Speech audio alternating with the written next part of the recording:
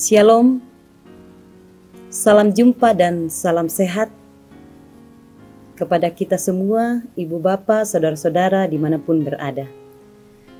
Kita berjumpa lagi dalam program Renungan Harian Toraya, edisi Selasa 9 Februari 2021. Firman Tuhan yang akan kita baca dan kita renungkan hari ini terambil dari kitab 2 Raja-Raja pasal 4 ayat 8 sampai 17. 2 Raja-Raja pasal 4 ayat 8 sampai 17. Sebelum kita membaca, mendengar dan merenungkan firman Tuhan, mari kita berdoa. Kami bersyukur kepadamu Tuhan atas kasih dan anugerah-Mu yang tidak pernah berhenti dalam kehidupan kami.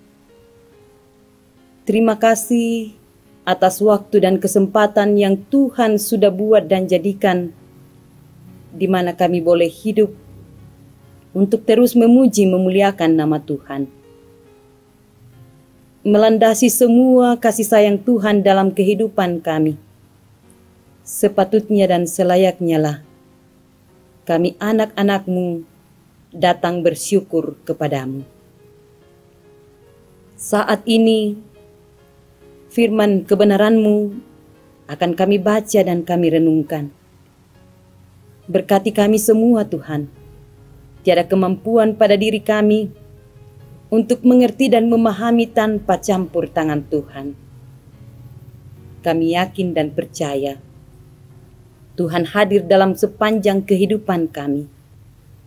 Tuhan hadir di dalam kehidupan yang kami sementara alami dan jalani. Firman-Mu akan diberitakan. Kuasai kami semua, berkati kami Tuhan. Berkata-katalah apa yang Tuhan mau katakan lewat hamba-Mu ini.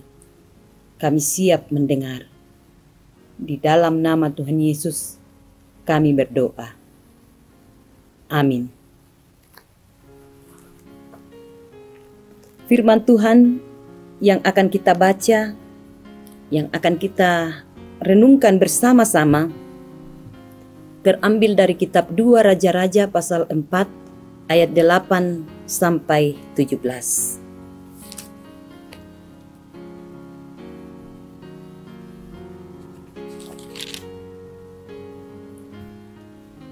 Perempuan Sunem dengan anaknya. Pada suatu hari, Elisa pergi ke Sunem. Di sana tinggal seorang perempuan kaya yang mengundang dia makan. Dan beberapa kali ia dalam perjalanan, singgahlah ia ke sana untuk makan. Berkatalah perempuan itu kepada suaminya, "Sesungguhnya aku sudah tahu bahwa orang yang selalu datang kepada kita itu adalah abdi Allah yang kudus. Baiklah kita membuat sebuah kamar atas yang kecil, yang berdinding batu, dan baiklah kita menaruh di sana baginya sebuah tempat tidur, sebuah meja, sebuah kursi dan sebuah kandil. Maka apabila ia datang kepada kita, ia boleh masuk ke sana." Pada suatu hari datanglah ia ke sana. Lalu masuklah ia ke kamar atas itu dan tidur di situ. Kemudian berkatalah ia kepada Gehasi bujangnya, "Panggillah perempuan Sunem itu." Lalu dipanggilnyalah perempuan itu, dan dia berdiri di depan Gehasi. Elisa telah berkata kepada Gehasi, "Cobalah katakan kepadanya, sesungguhnya engkau telah sangat bersusah-susah seperti ini untuk kami. Apakah yang dapat kuperbuat bagimu?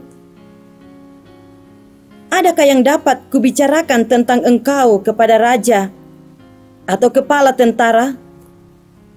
Jawab perempuan itu, "Aku ini tinggal di tengah-tengah kaumku. Kemudian berkatalah Elisa, "Apakah yang dapat kuperbuat baginya?" Jawab Gehazi, ia tidak mempunyai anak, dan suaminya sudah tua." Lalu berkatalah Elisa, "Panggillah dia." Dan sesudah dipanggilnya, berdirilah perempuan itu di pintu. Berkatalah Elisa, "Pada waktu seperti ini juga tahun depan, engkau akan mengandung seorang anak laki-laki." Tetapi jawab perempuan itu, "Janganlah tuanku, ya abdi Allah, janganlah berdusta kepada hambamu ini." Mengandunglah perempuan itu, lalu melahirkan seorang anak laki-laki. Pada waktu seperti itu juga, pada tahun berikutnya, seperti yang dikatakan Elisa kepadanya. Amin, firman Tuhan. Saudara-saudara yang kekasih dalam Tuhan, firman Tuhan yang kita baca saat ini di bawah tuntunan tema tangan yang tak terlihat. 5 tangkanan. Seorang teolog, R.C. Sproul, menulis sebuah buku yang berjudul The Invisible Hand, atau tangan yang tak terlihat. Fokus buku ini adalah tentang pemeliharaan Tuhan, bahwa Tuhan mengendalikan semua hal, baik atau buruk keadaannya. Sebab itu, ia mengajak untuk percaya kepada Tuhan dalam segala situasi. Namun, bagaimanakah melihat pemeliharaan Tuhan dalam kehidupan kita? Saudara-saudara yang kekasih dalam Tuhan, pembacaan ini berkisah tentang perempuan Sunem dan suaminya. Selalu siap menjamu Elisa.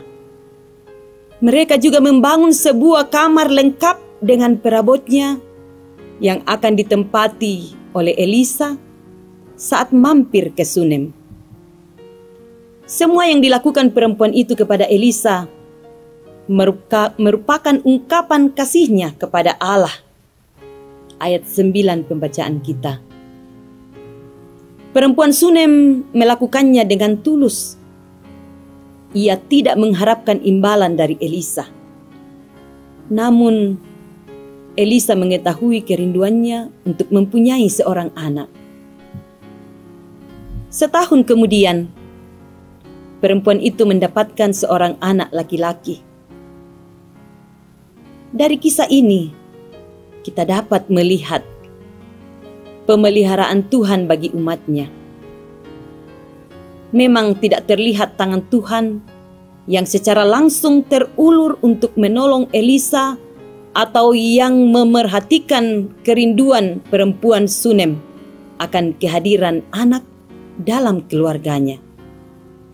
Tetapi di balik semuanya itu, nyata tangan Tuhan yang tidak kelihatan bekerja melalui Elisa dan perempuan Sunem. Mereka masing-masing bertindak untuk saling menyatakan kebaikan Tuhan. Saudara-saudara yang kekasih dalam Tuhan, percayalah, ada tangan Tuhan yang tidak kelihatan, tetapi selalu nyata untuk memelihara umatnya. Apakah Anda juga mau menjadi tangan Tuhan yang tidak kelihatan untuk menyatakan kebaikan Tuhan kepada sesama? Amin, firman Tuhan. Mari kita berdoa. Kami percaya pemeliharaan Tuhan dalam sepanjang kehidupan kami. Terima kasih, firman kebenaran-Mu telah Engkau perdengarkan kepada kami semua saat ini. Kami bersyukur atas firman yang Tuhan sudah nyatakan kepada kami hari ini.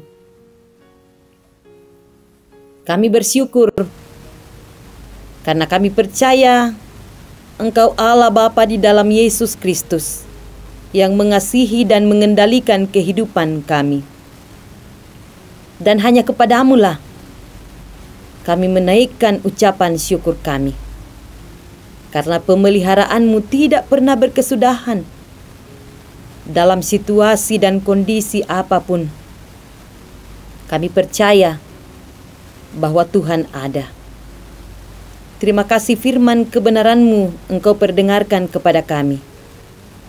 Firman-Mu menjadi makanan rohani bagi kami yang akan mengenyangkan kami semua, mengenyangkan rohani kami.